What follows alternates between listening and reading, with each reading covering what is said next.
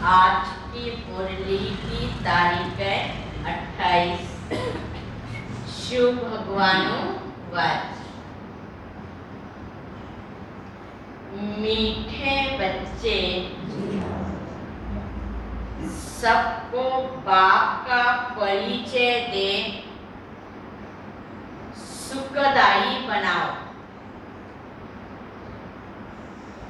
देही अभिमानी बनो तो टाइम सफल होता रहेगा।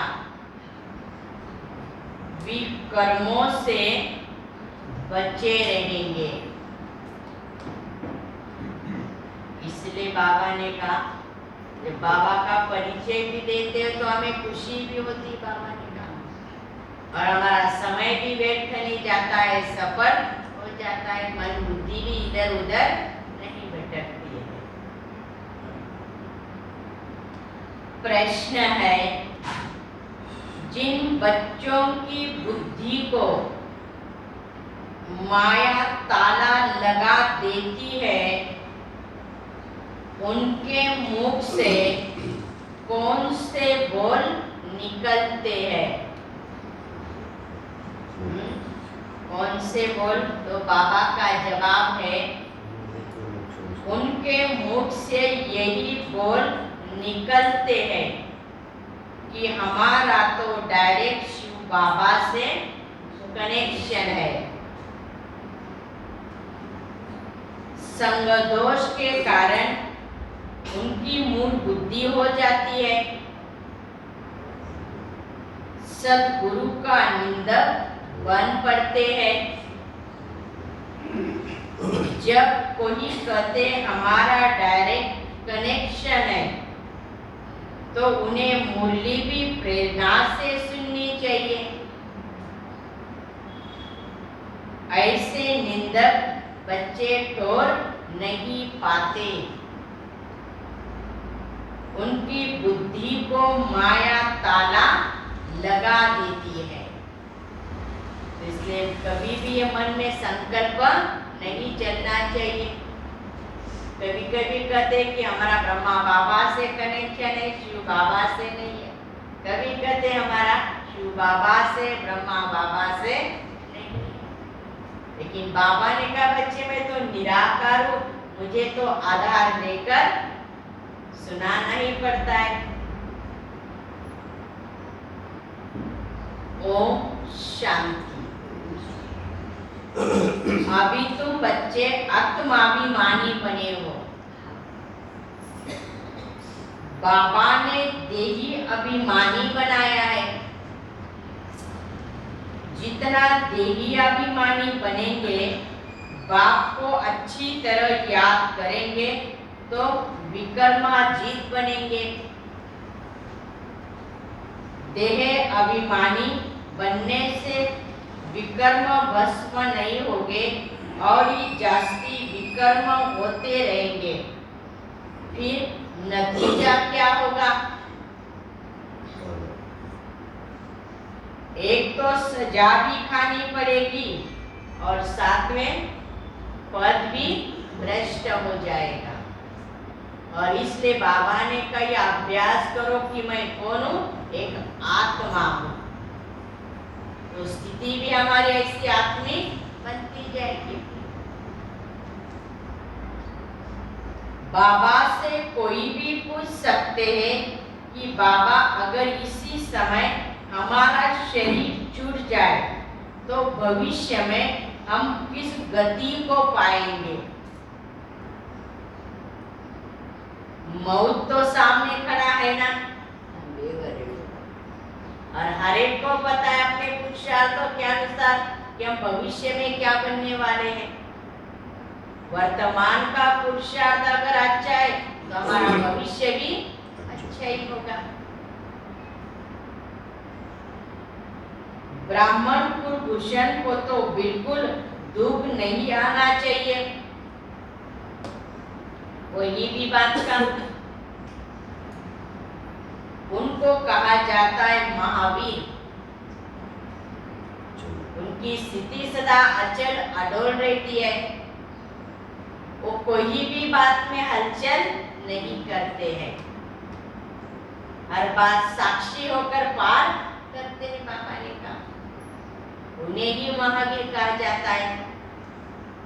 हमारी अंगत के समान स्थिति होनी चाहिए।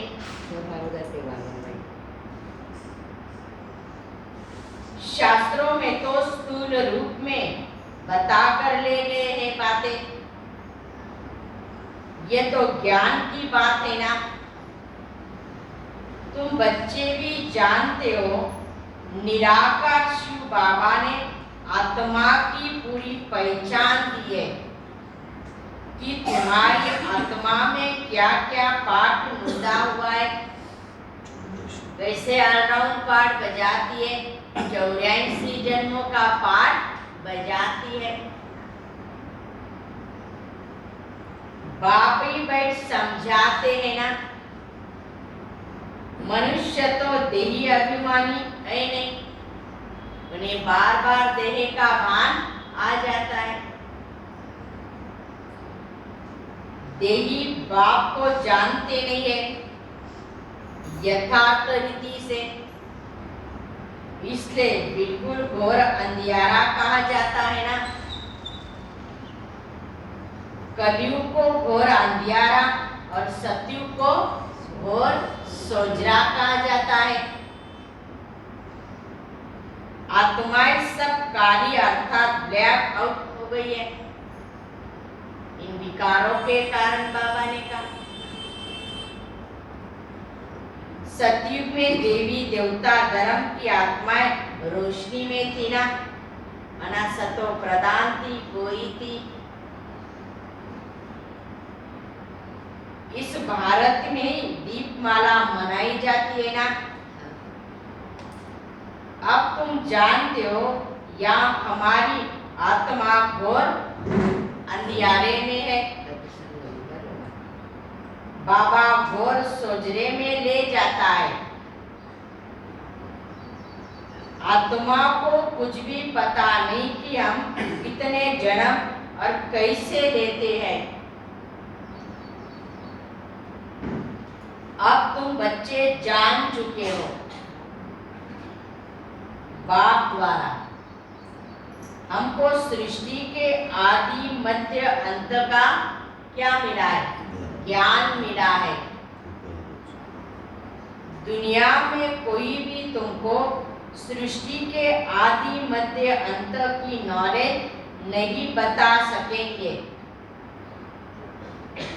तो न वो आत्मा को न वो परमात्मा को जानते हैं, पर कहते भी मैं आत्मा हूँ, परंतु मैं क्या हूँ ये कुछ पता नहीं है ना। भुरभुटी के बीच सितारा चमकता सो वो क्या है? माना यथार्थ आत्मा का भी उन्हें परिचय नहीं है। उसमें क्या पाठ भरा हुआ है, कितने जन्म लेते हैं, यह ज्ञान कोई में नहीं है ना।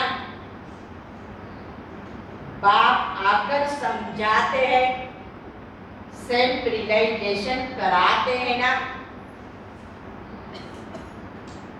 कोई से पूछो आत्मा का बाप कौन है, कोई श्री कृष्ण कहेंगे, कोई महावीर कहेंगे, कोई क्या कहेंगे, कोई क्या कहेंगे। हम आत्मा है, हमारा बाप निराकार शिव बाबा है। एक भी ऐसे कह न सके, न रचिता न रचना के आदि मध्य अंत को जानते हैं, और इसलिए गुणों को नास्तिक कहा जाता है। बाप कहते हैं तुम नास्तिक शूद्र थे, अब ब्राह्मण बने हो तो क्या बन गए? आस्तिक। बाप परिचय देते मैं क्या पाठ बजाता हूँ। कोई भी बाप का परिचय दे न सके। आत्मा का पाठ क्या है? समझा न सके। बाप का पाठ क्या है? यह भी समझा न सके। तुम ही नंबरवार समझते हो। जो यथार्थ हो बाबा ने कहा वो समझो और फिर समझाओ। देही अभिमानी होने कारण अवस्था अच्छी रहती है। तो किसी को समझाना भी हो तो बाबा ने कहा हमारी अवस्था भी क्या चाहिए? ज्ञान युक्त अवस्था हो, योग युक्त अवस्था हो। देह अभिमान में आकर फिर जुगमई पर चिंतन की बातें चलती है। पर चिंतन करने लग पड़ते हैं ना, इसलिए उच्च पद पा न सके। इसलिए हमारी स्थिति कौन सी चाहिए? आत्मिक स्थिति। आत्माभिमानी बनना चाहिए। न विकर्म विनाश होते हैं। बाप समझाते तो बहुत अच्छा है। जीते जी मरने का अर्थ कितना सच है ना।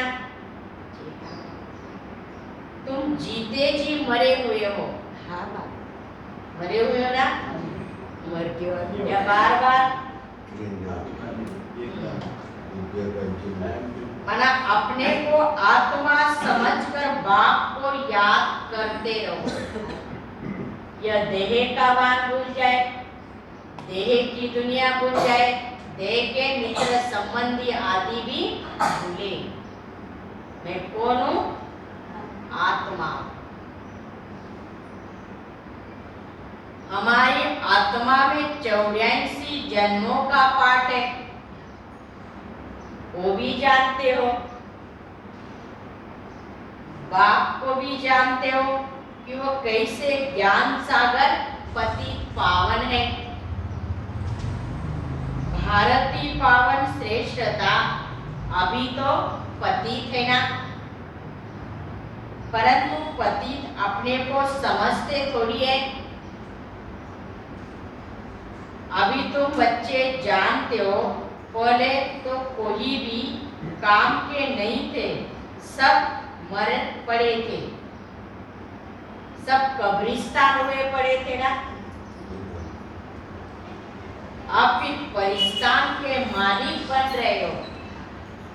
और इसलिए तो बाबा में ज्ञान सुनाकर क्या कर रहा है? परिया बना रहा है। भारत क्या था? परिस्तान था। अब क्या बना? कब्रिस्तान। सब एक दो को दुख देते रहते हैं ना।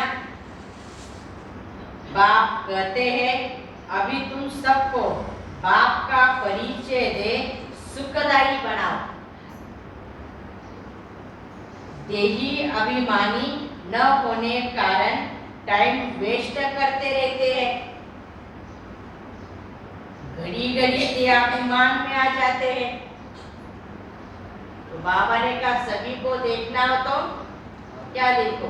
आत्मा भाई है, तो फिर देह का मान नहीं रहेगा।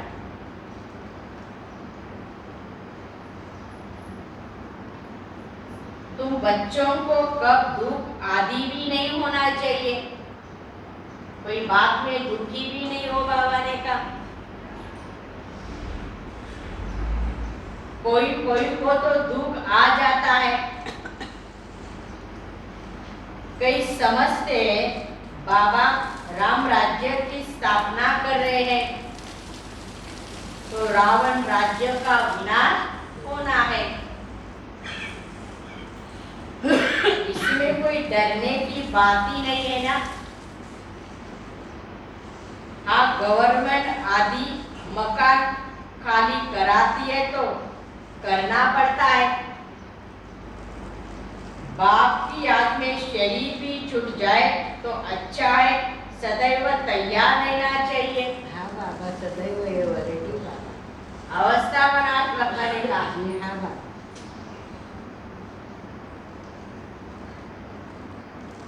माया का वार अच्छे अच्छे बच्चों पर भी हो जाता है। कोई ऐसे मूर्ख बन जाते हैं ना, कहते हैं हमारा तो डायरेक्ट शिव बाबा से कनेक्शन है, हमारा कोई ब्रह्मा से लेना देना नहीं है। परंतु ब्रह्मा के आगे तो जरूर जाना ही तो पड़ेगा ना।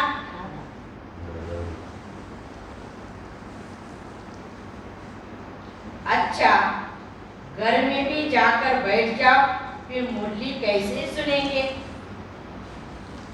क्या करेंगे? कहते ये ब्रह्मा भी पुरुषार्थी है, हम भी पुरुषार्थी है। पढ़ते तो सब शिव बाबा से है, परंतु ब्रह्मा पास जाएंगे तब तो सुनेंगे ना।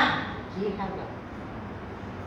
कहते ब्रह्मा भी पुरुषार्थी है, हम भी पुरुषार्थी है। लेकिन भले बाबा ने कहा सब बातें तो ब्रह्मा तुम होती है ना, प्रेरणा से सुनकर दिखा तो मालूम पड़ेगा। फिर कभी कभी बाबा मुरली बंद भी कर देते हैं। ब्रह्मा से जन्म लिया, फिर मर गए, फिर खत्म, फिर वर्षा कैसे पाएंगे? ऐसे भी मंद बुद्धि बहुत संग दोष में खराब हो जाते हैं। फिर बताओ उसकी गति क्या होगी? सतगुरु का निंदक बने तो उच्च पद पा नहीं सकेंगे। गुरु ब्रह्मा तो कहते हैं ना, गुरु विष्णु गुरु शंकर तो नहीं कहेंगे ना, गुरु सिर्फ ब्रह्मा ही है। तुम भी माता गुरु बनती हो, क्यों क्यों बनती हो माता? सुना, ब्रह्मा तो है गुरु, तुम माता भी गुरु बनती हो ना, किसी को ज्ञान देती हो तो लेके आती है साथ में बराबर। सतगुरु द्वारा बनी हो, न कि कलियुगी गुरु द्वारा बनी हो। सतगुरु बाबा ही तो बना रहा है ना। तुम ब्राह्मण ब्राह्मणिया बनी हो, तुम्हारी रूहानी यात्रा मेहनत है ना इसमें, यात्रा में माया किसी को बुद्धि को ताला लगा देती है तो फिर उल्टा सुल्टा बोलते रहते हैं, टाइम ऑफ वेस्ट कर देते हैं। और इसलिए तो बाबा बच्चों को समझाते टाइम कितना वैल्यूबल बच्चे, तो इसलिए टाइम को सफल करते रहो और शिव बाबा पर निश्चय रखो, एक बल एक भरोसा, तो टाइम भी सफल होता रहेगा। बाबा ने कहा ये कभी नहीं समझना है कि हमारा शिव बाबा से कनेक्शन है, ब्रह्मा बाबा से नहीं है, ये नहीं है। परिवार से सभी से जब शिव बाबा को देखेंगे तो पहले ब्रह्मा ही दिखाई देगा ना, ये बात है। तो ये बड़ी समझने की है, विचार सागर मंथन करने की है। अच्छा, मीठे मीठे सिक्की लदे बच्चों प्रति माता पिता बाप दादा का याद प्यार और गुड मॉर्निंग। रूहानी बाप की रूहानी बच्चों को नमस्ते। हम रूहानी बच्चों की रूहानी बाप दादा को याद प्यार और नमस्ते नमस्ते नमस्ते। ओम शांति ओम शांति ओम शांति। शुक्रिया बाबा, थैंक्स बाबा। दादा के हस्ते लिखित पत्रों की कॉपी। ज्ञान के सागर पतित पावन निराकार शिव भगवानु वाच। अपने रथ प्रजापिता ब्रह्मा द्वारा सर्व ब्राह्मण कुल भूषण ब्रह्मा मुख वंशावली ब्रह्मा कुमार कुमारियों के प्रति। हे बच्चों, तुमको समझा गया है कि पतित पावन को पति दुनिया में आकर पति शरीर में प्रवेश करना पड़ता है। वह पति शरीर कौन सा है जो पूरे 84 जन्मों का चक्र लगाकर अभी अंतिम जन्म में है? कौन? दादा लिख रहे थे, अभी ब्रह्मा है। पहला जन्म है पावन श्री कृष्ण श्री राधे। स्वयंवर के बाद फिर श्री लक्ष्मी श्री नारायण बनते हैं। अभी वो देवताओं का धर्म है नहीं, अनेक धर्म हो गए हैं ना। अब फिर से बाप आकर वही सतयुगी देवी देवताओं का धर्म स्थापन करते हैं। प्रजापिता ब्रह्मा मुख वंशावली बच्चे जो ब्राह्मणिया कहलाते हैं, आत्मा रूप में आपस में आप भाई भाई हो। फिर ब्रह्मा द्वारा एडा को भाई बहन बनते हैं। वर्षा पाना है ब्रह्मा कुमार कुमारियों को परम पिता परमात्मा से। शिव बाबा अपने बच्चों को माना आत्माओं को कहते हैं, अब देही अभिमानी व आत्माभिमानी भव। मुझ अपने बेहद बाप को याद करो। जैसे योग अग्नि याद द्वारा सिर पर विकर्मों का बोझ है, जन्म जन्म का शोक भस्म हो जाएगा।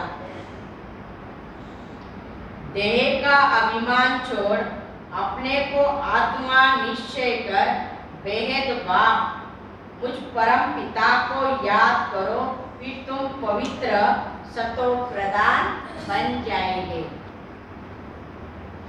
द्वापर में जब से रावण राज्य की स्थापना होती है, तब से आत्मा जो सच्चे सोने के समान बनती है, जिसको सतो प्रदान गोल्डन एज कहा जाता है।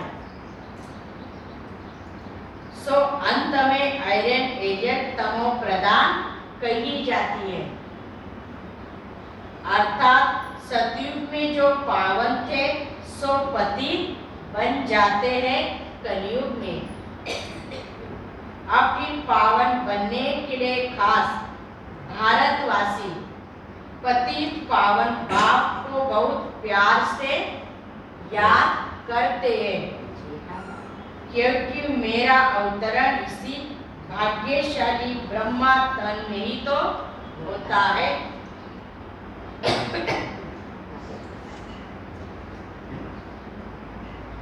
इस भाग्यशाली रथ का नाम तो और ही होता है ना,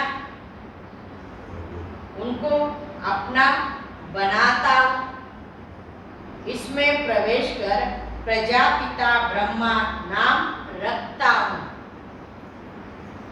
कलप पहले ड्रामानुसार प्रजापिता ब्रह्मा द्वारा ब्राह्मण रज उन ब्रह्मा कुमार कुमारियों द्वारा पतित भारत को पावन भारत बनाया था।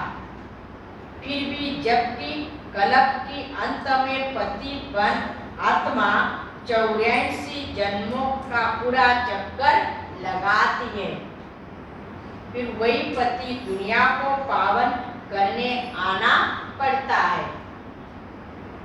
कलप कलप अर्थात हर 5000 वर्ष के बाद मुझे सर्व के परम पिता परमात्मा को याद करते हैं।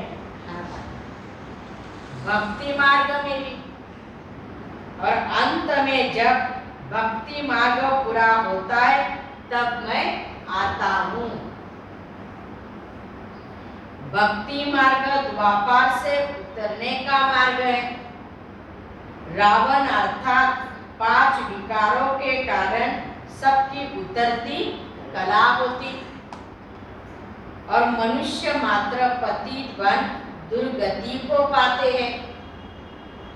और मैं ब्राह्मण कुलभूषणों का बाप टीचर सद्गुरु बनता हूँ। मेरा तो कोई बाप टीचर सद्गुरु नहीं है।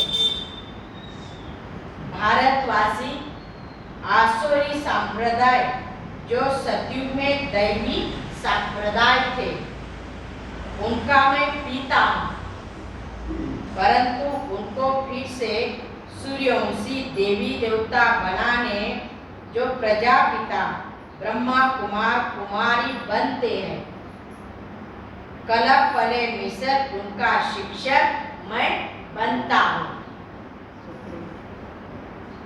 उनको सत्य ज्ञान देता हूँ। सृष्टि के आदि मध्यांत का ज्ञान देकर उन्हें मैं त्रिकालदर्शी भी बनाता हूँ, ताकि नंबरवार पुरुषार्थ अनुसार कलप पले मिसर चक्रवर्ती सूर्यवंशी दैवी स्वराज्य फिर से स्थापन हो रहा है। बच्चों को सिद्ध कर बताया जा रहा है कि तुम इस समय सर्वोत्तम ब्रह्मा मुख वंशावली ब्राह्मण कुल भूषण हो। हाँ दैवी कुल से यह उत्तम कुल है, क्योंकि तुम ईश्वरी कुल के होना। तुम ब्राह्मण हो, बाबा ने कहा ब्राह्मण ही बना श्रेष्ठ उत्तम।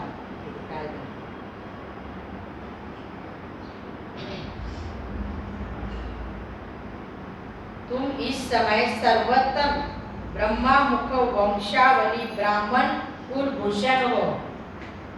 दैवी कुल से यह उत्तम कुल है, क्योंकि तुम ईश्वरी कुल में हो।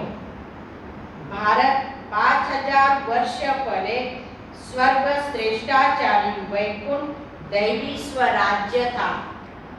तब तुम सूर्यवंशी देवी देवता थे। फिर क्षत्रिय वैश्य शूद्र में आए थे। अब प्रजापिता ब्रह्मा द्वारा तुम क्या बने? ब्राह्मण बने हो। इसे 84 जन्मों का चक्र कहा जाता है।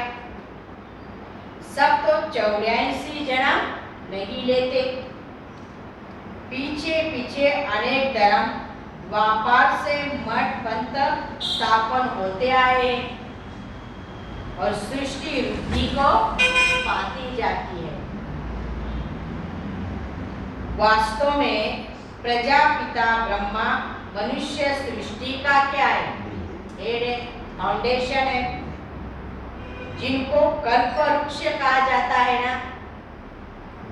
गोया शिव बाबा मनुष्य मात्र का बाबा पिता है और ब्रह्मा क्या है? Grand father. मनुष्य सृष्टि का जीनोलॉजिकल ट्री का पहला मनुष्य आदम व एडम, ये प्रजापिता ब्रह्मा है। प्रजापिता ब्रह्मा और मुख वंशावली परमपिता मुझ परमात्मा शिव से सज राजयोग और ज्ञान सीख सुख घनेरे सोचने में जाते हैं। गाया भी जाता है ज्ञान सूर्य प्रगटा। ज्ञान सूर्य भी पतित पावन परम पिता परमात्मा को ही कहा जाता है। तुम ज्ञान सोचने में हो, बाकी सब क्या? अज्ञान अंधेरे में है।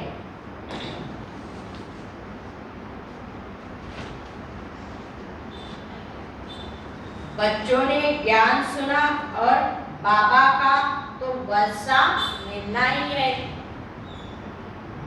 एक तो शिव बाबा को, दूसरा सृष्टि चक्रों को सदा याद करते रहना है और कोई तकलीफ नहीं है। बाबा जानता है ना कि बच्चों ने भक्ति मार्ग में बहुत तकलीफ देखी है। अभी और ज्यादा क्या तकलीफ बच्चों को, जितना भक्ति में मेहनत उतना या चुप रहना है।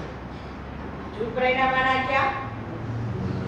शांति में रहकर मुझे याद करो, इधर उधर धक्के मत खावा। बहुत धक्के तुमने भक्ति में खाए। जितना योग में रहेंगे उतना विकर्म विनाश होगे। कहते भी है ना, तमेव माता पिता। दूसरे लौकिक माँ बाप भाई बंधु इस समय सब दुख देते हैं ना, यह फिर सबको सुख देता है। कौन?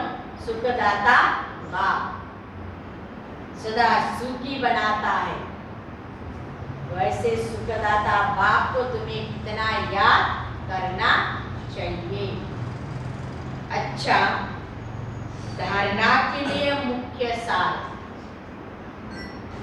पहली पॉइंट है, हम ऊंचे से ऊंचे सर्वोत्तम ब्राह्मण कुल भूषण है। इसी खुशी में सदा रहना है।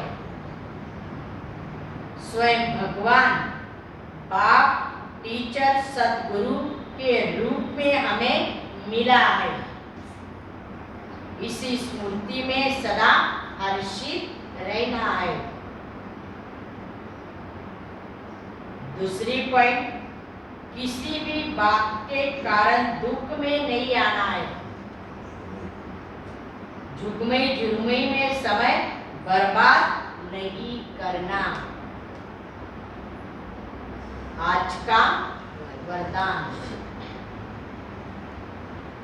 विश्व कल्याणकारी बन और शांत आत्माओं को शांति का दान देने वाले मास्टर दाता भव। दुनिया में हंगामा हो, झगड़े हो रहे हो, ऐसे अशांति के समय पर आप मास्टर शांति दाता बन औरों को भी शांति दो। घबराओ नहीं, क्योंकि जानते हो जो हो रहा है वो भी अच्छा और जो होना है वो भी और अच्छा है। विकारों के वशीभूत मनुष्य तो लड़ते ही रहेंगे, उनका काम ही यह है ना। लेकिन आप विश्व कल्याणकारी आत्माएं सदा मास्टर दाता बन शांति का दान देते रहो। यही आपकी सच्ची सेवा है। स्लोगन, अपनी सर्व प्राप्तियों को सामने रखो तो कमजोरियां सब समाप्त हो जाएगी।